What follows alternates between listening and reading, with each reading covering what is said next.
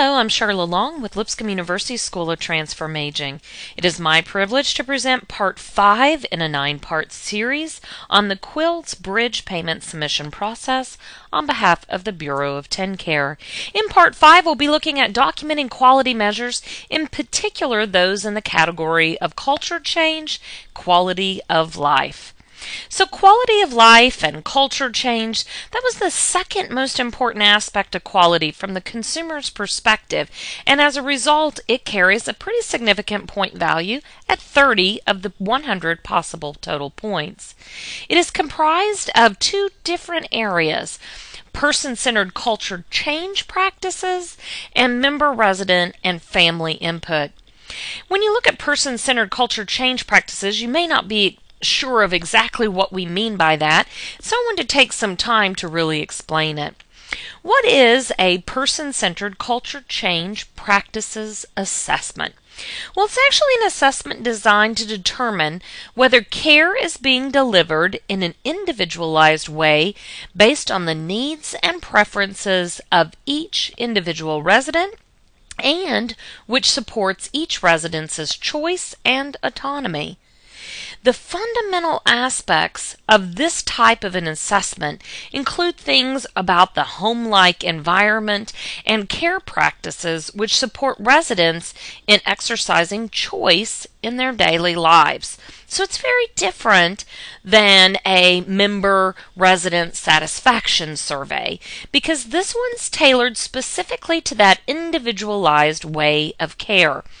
A person-centered culture change practices assessment evaluates various aspects of the facility environment, the care practices of all of its residents, the facility's staffing practices, and opportunities for family and community involvement.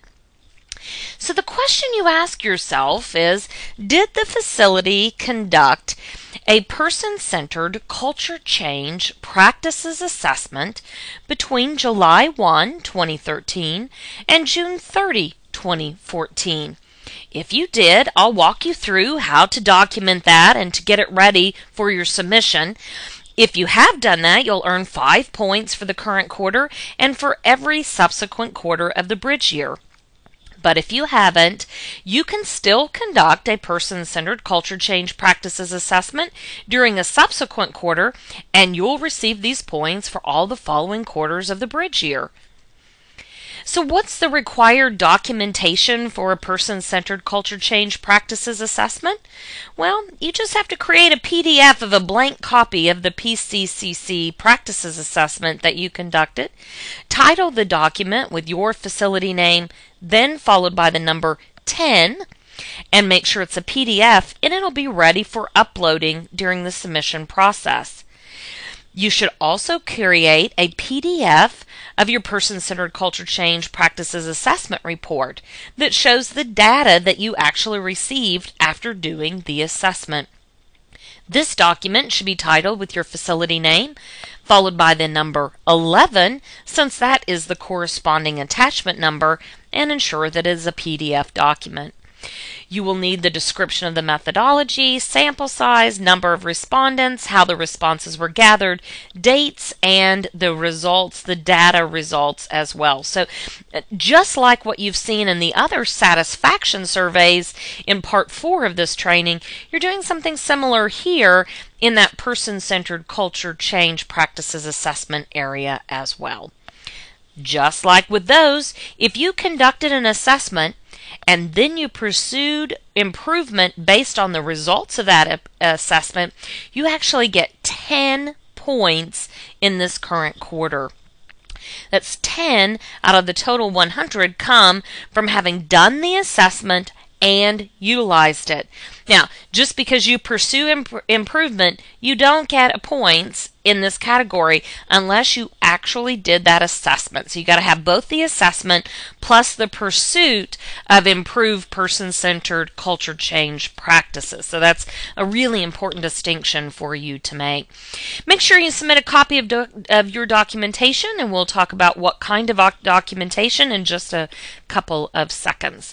Each subsequent quarter will require new documentation of improvement efforts that have occurred during that particular time period.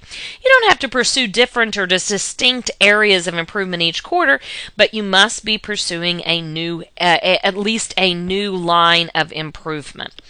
If you haven't done it, it's not too late. Get that PCCC practices assessment done, and then utilize the results to pursue improvement, and you can begin earning these points right away, and that'll really get you prepared for that full value-based purchasing model in fiscal year 2016. If you did, in fact, do a PCCC practices improvement assessment and then utilize that information to improve at least one area identified in your assessment as needing improvement, then you have the opportunity to earn points. You should note, again, as I said earlier, you must have done a PCCC practices assessment to get any of these points. So let's look at an example. You did a PCCC practices assessment, and it showed home-like environment was a significant issue. People didn't feel like it was a home-like environment. And with that feedback, you modified your facility by creating a more home-like environment by purchasing by purchasing sofas, coffee tables, and chairs for your central areas. If you can show that you did that during the applicable time period, then you should be able to upload a document in a PDF format titled Facility Name 12 that shows that you pursued those improvements, and you'll be eligible for these additional points. Like many, if you haven't pursued a person-centered culture change practices assessment, there are a number of tools that are available. You might want to consider tools such as the ones that I have listed here: Artifacts of Culture Change, Culture Change Staging Tool that's been used by MyInterview, Advancing Excellences in America's Nursing Homes. They have a person-centered care as an organizational goal. Facilities can also complete the probing questions identified under the Examine Process section. Note that this isn't an exhaustive list of acceptable instruments, but it does try to help get you going in the right direction so that you can make advancements in this area of quality improvement efforts. The next category under culture change and quality of life has to do with member resident and family input. So ask yourself, did the facility have an active resident family council or advisory committee between July 1, 2013 and June 30, 2014? If you can submit proof of an active council or a committee, you can receive 5 points for the current quarter and every subsequent quarter of the bridge year. If you haven't, establish an active resident family council or advisory committee during a subsequent quarter and receive those points for the following quarters during the bridge year for this measure. If you did in fact have a resident family council or an advisory committee, may I suggest that you please create a PDF of a document that proves the existence of an active council or committee. Examples of how you might do that is through a meeting schedule or maybe meeting minutes or some other outcome data from those meetings. Title the document Facility Name 13. Make sure it's a PDF. Please note this one caution. Do not submit the names or any other identifying information about family members or residents, because we certainly don't want to violate the law here by having you submit information that might identify someone in particular. We do want to know the number of active council or committee members that you have and whether those individuals are members or family members or residents, but we do not want to get their actual names or other identifying information beyond whether how many there are and whether they're member residents or whether they're family. If you have a council or a committee, did you receive input from that council or committee and use that input to address concerns or to improve quality? If you have, and you've done that during the period of July 1, 2013 through June 30, 2014, submit documentation and receive 5 points for the current quarter. Each subsequent quarter will require documentation of improvement efforts occurring during that time period. If you haven't established that counselor or committee, utilize input from that group, pursue improvement based on that input, and you can begin earning these points in future quarters. So, if you have utilized input from a member resident or family council or committee, then create a PDF of a copy or description of the input that you received. Show the date that you received it.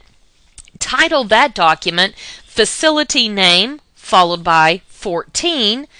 Make it a PDF and it will be ready to upload.